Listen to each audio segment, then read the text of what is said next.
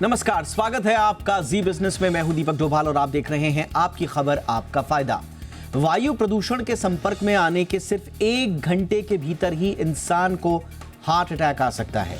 American heart association की ओर से publish इस रिपोर्ट पर पूरी दुनिया में बहस तेज हो चुकी है। हालांकि ये नई रिपोर्ट नहीं है, लेकिन क्योंकि अक्टूबर का महीना आ चुका है, पॉल्यूशन और सर्दी का डबल अटैक हमारे दिल पर मंडराने लगा है, इसीलिए आज हम एयर पॉल्यूशन से हार्ट पर पड़ने वाले असर पर बात करेंगे।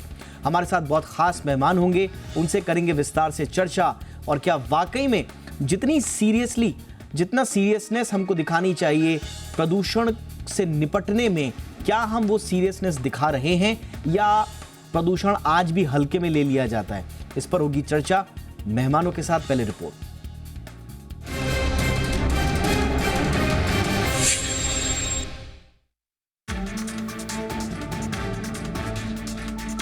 वायु प्रदूषण के खतरे से पूरी दुनिया वाकिफ है, ये जानलेवा है। लेकिन ये खतरा इतना बड़ा रूप ले चुका है कि सिर्फ 1 घंटे में ही इंसान को हार्ट अटैक आ सकता है। अमेरिकन हार्ट एसोसिएशन की ओर से पब्लिश इस रिपोर्ट पर पूरी दुनिया में फिर से बहस शुरू हो चुकी है। खास तौर से अक्टूबर का महीना शुरू होते ही ये खतरा और बढ़ जाता है, क्योंकि इस दौरान वायु प्रदूषण सबसे खराब स्तर पर होता है। दिवाली और सर्दी के मौसम के दौरान वायु प्रदूषण चरम पर होता है। खासकर पराली जलाने और स्मॉग के चलते एयर पोल्यूशन जानलेवा बन जाता है। आइए जानते हैं रिपोर्ट क्या कहती है। रिपोर्ट के मुताबिक वायु प्रदूषण की चपेट में आने से घंटे भर के भीतर ही अक्यूट कोरोनरी सिंड्रोम यानी ACS की स्थिति बन जाती है। ACS उस स्थिति को कहते हैं जिसमें दिल तक पहुंचने वाली रक्त धमनियां ब्लॉक हो जाती है और हार्ट अटैक आ जाता है। रिपोर्ट बताती है वायु प्रदूषण के एक्सपोजर के पहले घंटे में ही ये खतरा सबसे ज्यादा होता है, बाद में खतरा धीरे धीरे कम होते रहता है। रिपोर्ट के मुताबिक ये खतरा उम्र दराज लोगों पर ज्यादा मंडरा रहा है और ठंड के मौसम में रिस्क और बढ़ जाता है। रिपोर्ट में चौंकाने वाला खुलासा ये भी है कि ऐसी स्थिति के लिए जरूरी नहीं कि वायु प्रदूषण का स्तर WHO के मानकों के मुताबिक ही हो, यानी कम प्रदूषण में भी ये स्थिति बन सकती है। खास तौर से तब जब वायु प्रदूषण के 4 कारक मौजूद हो। ये है particulate matter, nitrogen dioxide, sulphur dioxide और कार्बन मोनोऑक्साइड।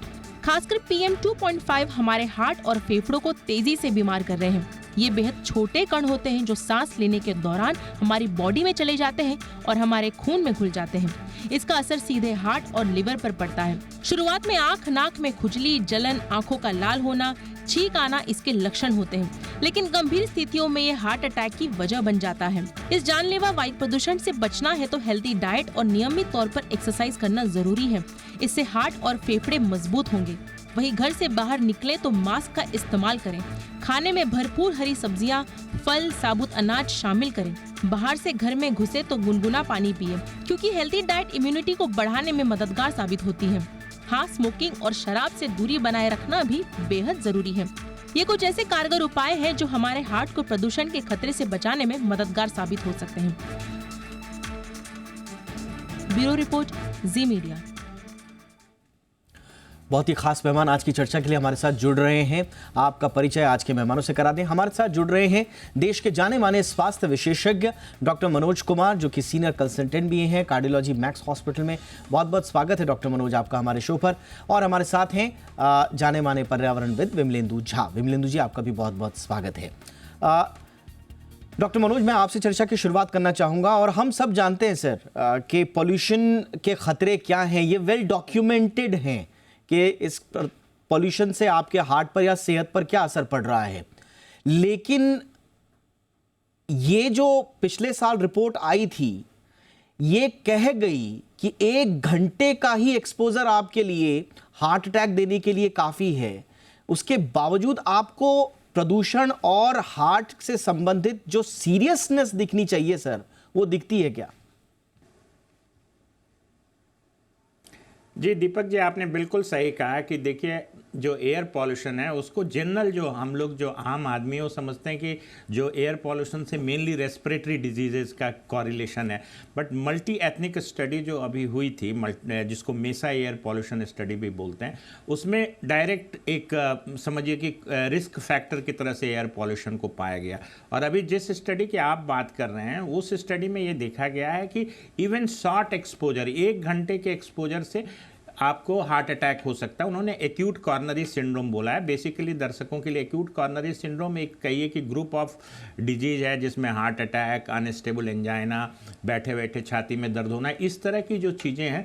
तो एक तरह से समझिए दीपक जी, उन्होंने कहा है कि air pollution as a triggering event हो सकता है, ट्रिगरिंग फैक्टर हो सकता है। अगर एयर पॉल्यूशन वाले एरिया में हैं आप, जहाँ पे खास करके जो पार्टिकुलेट मैटर PM 2.5 10 माइक्रोग्राम पर क्यूबिक मीटर से ज़्यादा है, जो WHO स्टैंडर्ड है, और इसमें कहा गया है कि ये थ्रेशोल्ड से रिलेटेड नहीं है। ऐसा नहीं समझिए कि इतने से ऊपर PM 2 पॉइंट होगा या AQI इंडेक्स इतना होगा तभी हार्ट अटैक होगा।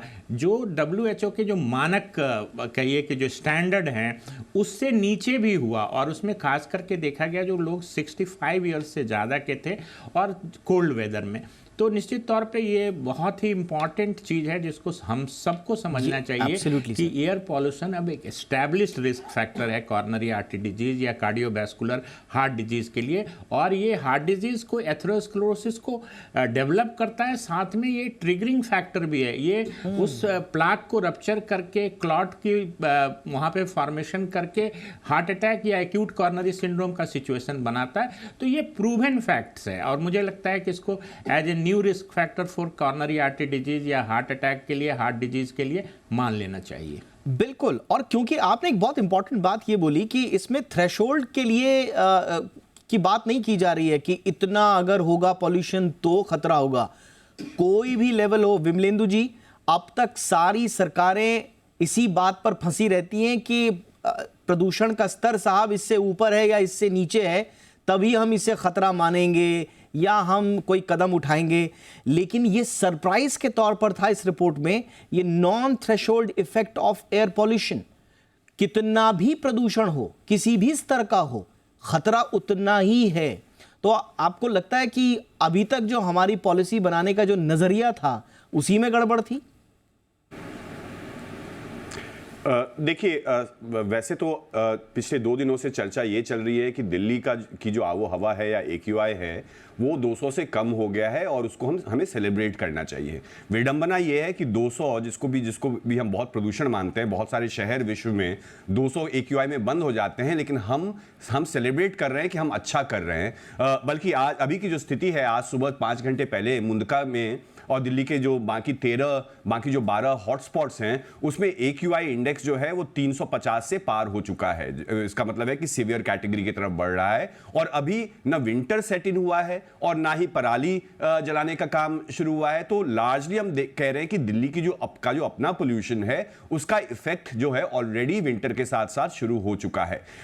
इन सारे डेटा पॉइंट्स का ज्ञान तो सरकार के पास है, क्योंकि डेटा सरकारी तंत्र से आता है, सरकारी मॉनिटर्स से आते हैं, लेकिन उसके प्रोपोर्शनेट में एक्शन प्लान जो है वो अक्सर मिस हो जाता है। स्टडीज, जैसे आपने इस स्टडी का हवाला दिया है, वैसे बहुत सारे और स्टडीज आए हैं। इंडिया के डॉक्टर्स और डॉक्टर्स कम्युनिटी ने भी कहा है कि हर तीसरे बच्चे को यहाँ पे एस्थमा है। हम वल्नरेबिलिटी ऑफ कार्डियोवैस्कुलर जो कहते हैं कि जैसे हार्ट अटैक हो, चाहे वो प्रेग्नेंट लेडीज हो या एल्डरली विमेन हो या एस्थमेटिक बच्चे हो या एडल्ट्स हो, उन सबों में इसकी वल्नरेबिलिटी बढ़ जाती है। तो ये सत्य जो है वो बहुत पहले से, ये ऑलमोस्ट एक कॉमन सेंस है। लेकिन अफसोस ये होता है कि सरकारें इन सारे साइंटिफिक पेपर्स, इस वाले को इंक्लूडेड भी अगर हम कर लें, तो सरकार इसके ऊपर कोई कदम नहीं उठाती है, इसको एक इमरजेंसी नहीं मानती है। क्योंकि हेल्थ जो है, मोर्टेलिटी और मोर्बिडिटी 2 चीजें हैं। एक तो है कहा जाता है कि हार्ट अटैक होगा, और हम बहुत बार हम सिर्फ मोर्टेलिटी को काउंट करते हैं, हम मॉर्बिडिटीज को काउंट नहीं करते हैं, और दोनों मिलाकर के एक भयानक पब्लिक हेल्थ डिजास्टर, एक पब्लिक हेल्थ चैलेंज है एयर पोल्यूशन,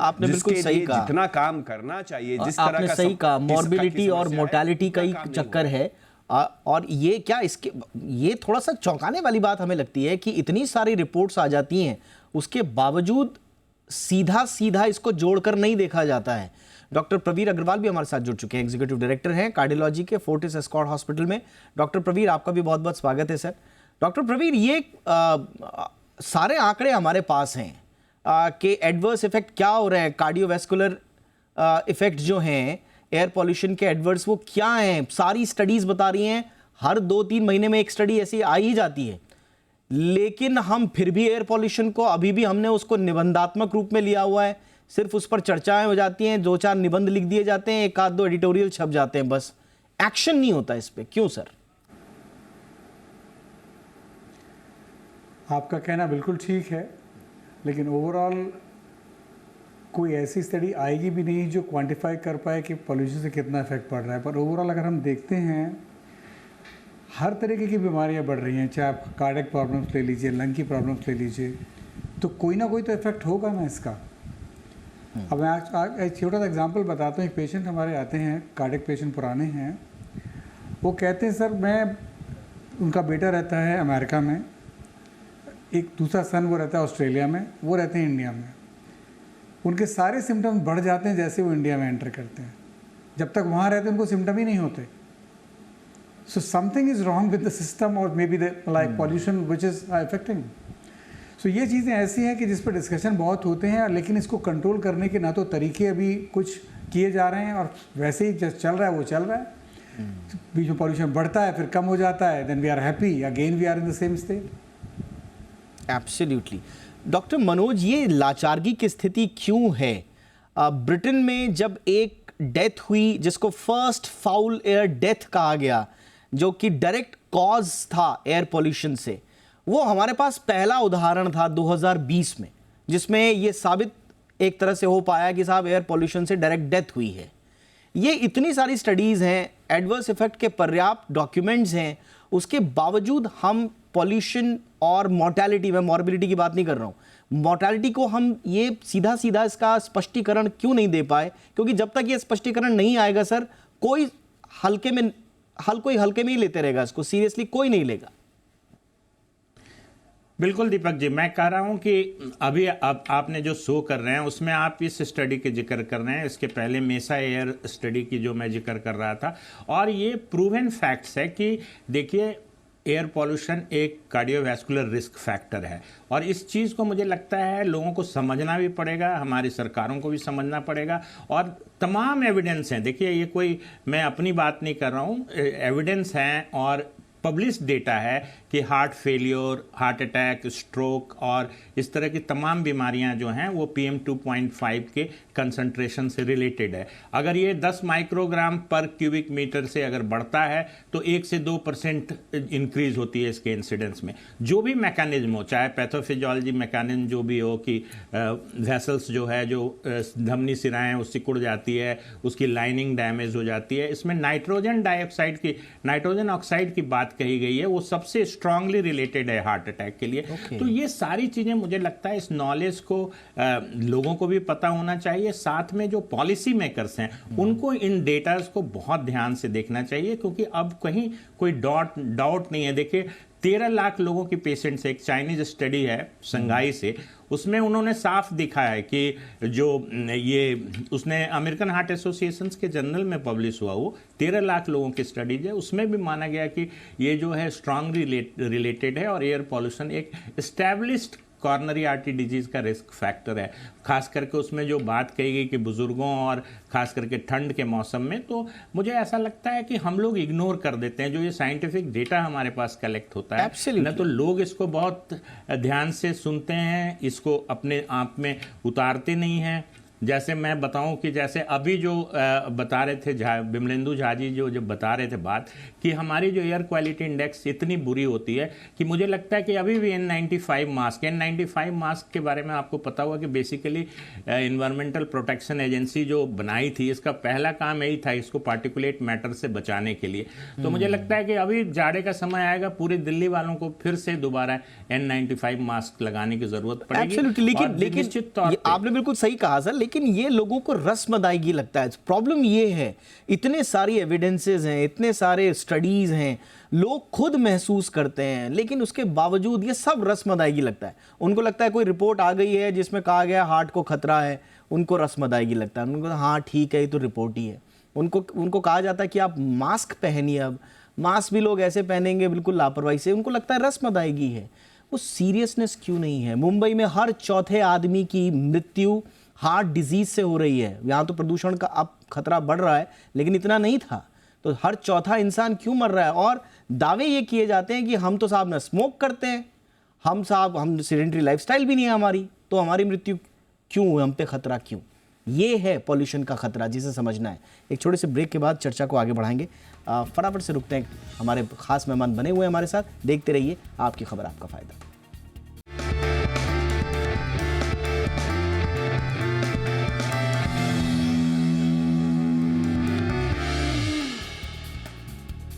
तो प्रदूषण की चपेट में अगर आप आए तो घंटे भर में अटैक आ सकता है। कम से कम इस तरह की स्थितियां उत्पन्न होने की परिस्थितियां पैदा हो सकती हैं, ACS जिसे कहा जाता है। इसकी रिपोर्ट बहुत पहले आ चुकी है। इस पर फिर चर्चा इसलिए हो रही है क्योंकि फिर सर्दियां सामने हैं, लेकिन इस पर क्यों वो सीरियसनेस नहीं, इसी पर चर्चा आज हम कर रहे हैं। विमलेंदु जी, अब स्थिति जैसा मैंने आपको बताया कि 2020 में हम एला नाम की जो लड़की थी उसको हम कह पाए कि साहब पहली लीगली सर्टिफाइड डेथ है जो कि एयर पॉल्यूशन से हुई। ये जब तक कोरिलेशन स्पष्ट नहीं होगा तब तक नीतियां नहीं बनेंगी सर, तो किया क्या जाए? देखिए, आपकी बात सही है, क्योंकि बहुत बार जब हम कहते हैं कि लैंसेट की रिपोर्ट या ICMR की रिपोर्ट या बहुत सारी रिपोर्ट्स आती है जिसमें कहा गया है कि 15 लाख से ज़्यादा लोग भारतवर्ष में वायु प्रदूषण के कारण मरते हैं, लेकिन ये जो संख्या है, जो इतनी बड़ी संख्या है, 15 लाख लोगों की बात कर रहे हैं, उनके डेथ सर्टिफिकेट में डाइड बिकॉज ऑफ पोल्यूशन नहीं लिखा होता, जिसके कारण सरकार जो है इसका संज्ञान नहीं देती है। डेथ सिर्फ डेथ होता है, डेथ ड्यू टू पोल्यूशन जो है उसका कॉन्सेप्ट हमारे देश में नहीं है। इसी कारण से पार्लियामेंट में भी एक बार जब सवाल पूछा गया कि connection between mortality, death and pollution, तो हेल्थ मिनिस्ट्री ने कहा कि नहीं, इसके दोनों के बीच में कोई रिलेशन नहीं है। वो समझना बहुत आवश्यक है कि पब्लिक हेल्थ क्या है और पोल्यूशन और पब्लिक हेल्थ के बीच में, या हेल्थ और पोल्यूशन के बीच में जो लिंकेज है, जिसको अगर हम उसको एक संवैधानिक तरीके से नहीं देखेंगे, उसको पॉलिसी के तरीके से नहीं देखेंगे, तब तक हम सिर्फ दोषारोपण की राजनीति करेंगे। आज हम और आप तो चर्चा स्वास्थ्य के बारे में कर रहे हैं, अगली बार जब चर्चा होगी और या फिर ये 3 महीने की जो चर्चा का जो मौसम आएगा वायु प्रदूषण के ऊपर, वो सिर्फ राजनीतिक डिस्कशन होगा, ना कि सोल्यूशन बेस्ड डिस्कशन होगा। और वो ही एक विडंबना है कि हम इसके सीरियसनेस को नहीं समझते हैं।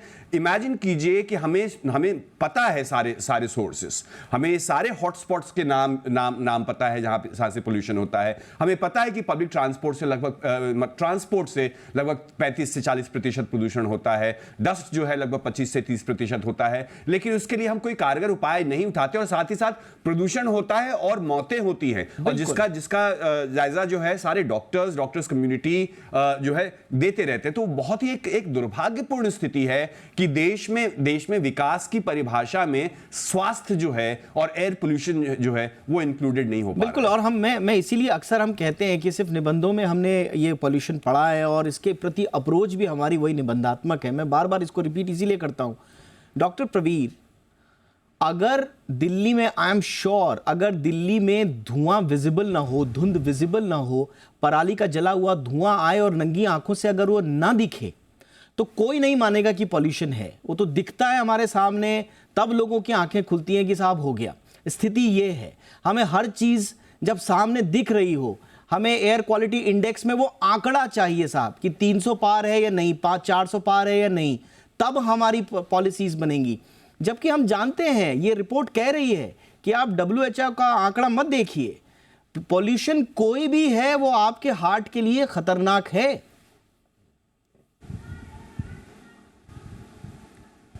आपका कहना बिल्कुल ठीक है। जैसे विमलेंदु जी ने कहा कि डेटा कहता है कि साहब ये सारी डेथ्स पॉल्यूशन से हो रही हैं। प्रॉब्लम क्या है कि इसका कोई हार्ड प्रूफ रूल नहीं, आपको कोई प्रूफ नहीं मिल सकता कि ये डेथ सिर्फ अब पॉल्यूशन से हुई है। लेकिन अगर संज्ञान ना लें इन बातों का और पॉल्यूशन को कंट्रोल ना करें तो वो एक बहुत बड़ी समस्या है। और खाली प्रूफ ही नहीं चाहिए, कहने का मतलब है हर चीज़ बढ़ रही है, हर बीमारी बढ़ रही है, कार्डियक प्रॉब्लम बढ़ रही है, तो कोई ना कोई तो रीज़न है ना। और पॉल्यूशन पहले इतना नहीं होता था, ये सबको पता है। आजकल पॉल्यूशन को कोई ज़्यादा ध्यान नहीं दिया जाता है। आपने बिल्कुल ठीक कहा, पॉलिटिकल एजेंडा है, कुछ दिन टीवी पे चलता रहता है, आता रहता है, तब लोग ध्यान भी देना शुरू करते हैं। उसके बाद जैसे ही मौसम जाता है, सब बातें फिर ठंडी पड़ जाती है, बात वहीं की वहीं रहती है। ना तो कोई व्हीकल में कंट्रोल है, ना कोई व्हीकल का। अब आप देखिए पॉल्यूशन जो आप कराते हैं उसमें भी पब्लिक की भी इसमें दिक्कत है। अगर आपका व्हीकल अच्छा एमिशन नहीं दे रहा है, उसको आप पैसे दे के उसका सर्वे ले लेते हैं आप, तो इसमें परेशानी किसकी है? परेशानी तो अपनी है ना, हम अपने लिए परेशानी क्रिएट कर रहे हैं ना। तो सारे सिस्टम में प्रॉब्लम है, खाली सरकार इसमें ऐसा नहीं कि सरकार भी कुछ करके कुछ कर लेगी इसके अंदर। हम लोग भी जिम्मेदार हैं इस चीज़ के लिए, उसकी जिम्मेदारी लेते नहीं हैं। अगर बता रहा है आपको, जिसने आपको पोल्यूशन चेक किया है कि आपका व्हीकल ठीक नहीं है, तो आप उसको एक्सेप्ट नहीं करेंगे, आप उसको पैसे देके उससे कहेंगे यार इसको कम ज़्यादा करके इसको सर्टिफिकेट दे दो मेरे को, मेरा काम चलना चाहिए, तो उससे किसका हार्म होगा? हार्म तो हमारा ही हो रहा है ना। एब्सोल्युटली।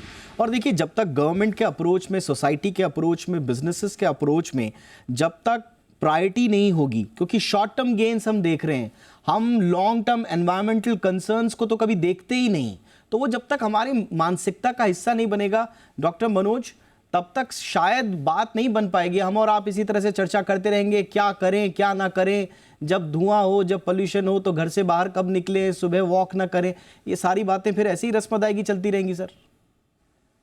दीपक जी, मैं आपकी बात से पार्शली सहमत भी हूँ, लेकिन मुझे लगता है स्प्रेड ऑफ नॉलेज भी बहुत ज़रूरी है, क्योंकि आज हम लोगों से कम ये बता रहे हैं कि एयर पॉल्यूशन कोई साधारण चीज़ नहीं है। एयर पॉल्यूशन मुझे लगता है बहुत कम लोगों को पता होगा। अधिकांश लोग ये समझते हैं कि एयर पॉल्यूशन से अस्थमा या सांस लेने की बीमारी होती है, बट PM 2.5 जिस तरह से ब्लड में नसों में घुल के जाता है और जिस तरीके से ये एस्टेब्लिश्ड रिस्क फैक्टर हो गया है हार्ट डिजीज़ के लिए, इवन जो आपके जो हृदय को सप्लाई करने वाली जो धमनियाँ होती है उसकी लाइनिंग को डैमेज करना, उस पर कैल्शियम जमाना, इवन जो चर्बी जमती है उसके लिए भी रिस्क फैक्टर है। तो मुझे लगता है कि सबसे पहले ये प्राइमरी स्टेज में हमें ये बताना पड़ेगा लोगों को कि एयर पॉल्यूशन को इतना लाइटली मत लीजिए, ये हार्ट से रिलेटेड एक ऐसी समस्या बनाने को जा रहा है, ये इतना स्ट्रांग रिस्क फैक्टर है। खास करके कुछ पॉल्यूशन, देखिए ये पूरा एयर पॉल्यूशन एक गैस और पार्टिकुलेट मैटर का कॉम्प्लेक्स है, खास करके गैस, नाइट्रोजन ऑक्साइड या PM 2.5, इसका पूरा स्ट्रांग एविडेंस है कि इससे हार्ट प्रॉब्लम हो रही है।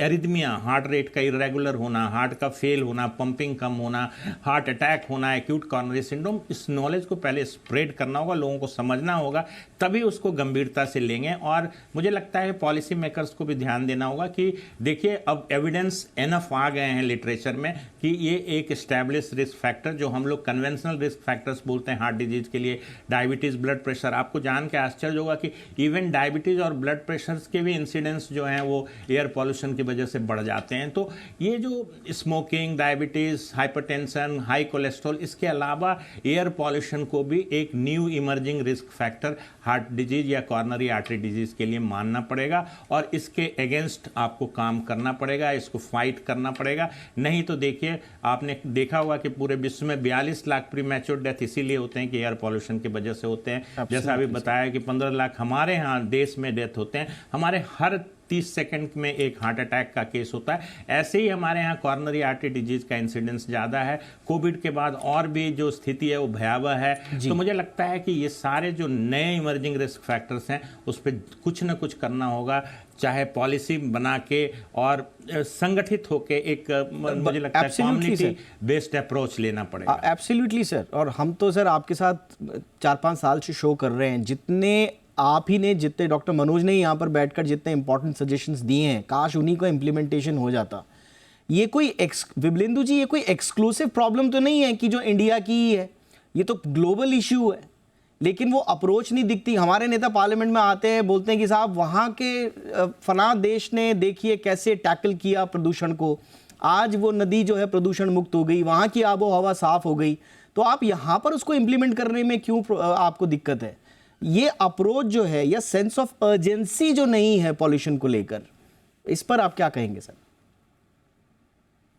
जी एग्जैक्टली जो आपने कहा कि असल में गवर्नेंस का हिस्सा बनना पड़ेगा। गवर्नेंस का मतलब सिर्फ रोजगार और सड़क और बड़ी बिल्डिंग और बड़े स्टेडियम और बड़े एयरपोर्ट ये नहीं हो सकता। गवर्नेंस का हिस्सा है पब्लिक हेल्थ, स्वास्थ्य, जीने का अधिकार जो है उसकी भी जिम्मेदारी जो है सरकार की है, सरकार कस्टोडियन है। क्योंकि अंत में अगर हम कहते हैं कि हमारे पोल्यूशन का स्रोत जो है वो कंस्ट्रक्शन एंड डिमोलिशन डस्ट के कारण है, तो उसका सोल्यूशन आप और मैं नहीं निकाल सकते हैं। या फिर हम कहते हैं कि ट्रांसपोर्ट के कारण पोल्यूशन होता है, तो जब तक ये गवर्नेंस का हिस्सा नहीं बनेगा, जब तक ये अर्जेंसी नहीं आएगी, जब तक इसको हम देखेंगे कि भाई असल में हम जो सरकारों को चुनते हैं, चाहे वो म्यूनिसिपल लेवल पे चुने या राज्य लेवल पे चुने या फिर हम केंद्र के लेवल पे चुने, उनकी जिम्मेदारी है सबों का स्वास्थ्य। और वर्स्ट चीज ये है कि मोस्ट वल्नरेबल जो बूढ़े हैं और बच्चे हैं और प्रेग्नेंट वुमेन, ये 3 कम्युनिटीज जो है या तीन बकेट्स ऑफ पॉपुलेशन जो है वो सबसे ज्यादा वल्नरेबल है, और गरीब जो है वो सबसे ज्यादा वल्नरेबल होता है एयर पोल्यूशन के। क्योंकि अगर आप देखें तो एक चलन आजकल है, वैसे उसका कोई इफेक्ट होता नहीं है, कि हम एयर प्यूरिफायर्स लगा रहे हैं, लेकिन कितने लोग एयर प्यूरिफायर्स लगा रहे हैं? प्राइवेट सोल्यूशन तो हो ही नहीं सकता किसी पब्लिक प्रॉब्लम का, हमें एक पब्लिक सोल्यूशन ढूंढना पड़ेगा इन सारे के सारे पब्लिक प्रॉब्लम्स का, और वो सारे सॉल्यूशंस हैं, लेकिन उसके लिए विचार, political will, collaborative, collective, long term, medium term और शॉर्ट टर्म सॉल्यूशन ढूंढना बहुत आवश्यक है। देखिए, बिल्कुल आपने सही कहा, गवर्नेंस के साथ साथ ये एक बहुत बड़ा सोशल इशू भी है। देखिए, अगर आप कह देंगे, ये इकोनॉमिक इशू भी हो जाता है कई लोगों के लिए। आप कह दीजिए, अभी सर कह रहे थे कि N95 मास्क लगाना पड़ेगा। अब जो अमीर लोग हैं वो तो एक से बढ़कर एक उत्कृष्ट और फैंसी जो है N95 लगाने शुरू कर देंगे, लेकिन गरीबों का क्या होगा? आप कह दीजिए एयर प्योरीफायर लगा रहे हैं हम, आप विदेशों से लेकर एयर प्योरीफायर लगा देंगे, लेकिन फिर जो गरीब झुग्गी झोपड़ी में रह रहा है उसका क्या होगा? तो इस तरह की बातें, जब आप समाज की परिस्थितियों को जब तक आपने समझा नहीं, तब तक एक इंटीग्रेटेड एक्शन जिसे कहा जाता है वो शायद दिखेगा नहीं। हम उम्मीद करते हैं कि इस तरह की रिपोर्ट सरकारों के, एजेंसियों के कानों तक पहुंचे, ताकि हेल्थ और पॉल्यूशन गवर्नेंस का हिस्सा बने। तब तक हम सिर्फ उम्मीद ही कर सकते हैं। बहुत बहुत शुक्रिया आप तीनों का वक्त निकालने के लिए। Doctor Praveer Agarwal, thank you so much sir. Doctor Manoj Kumar, बहुत बहुत धन्यवाद वक्त निकालने के लिए सर। विमलेंदु जी, बहुत बहुत शुक्रिया आपका भी। आपकी खबर, आपका फायदा में इतना ही। इजाजत दीजिए, नमस्कार।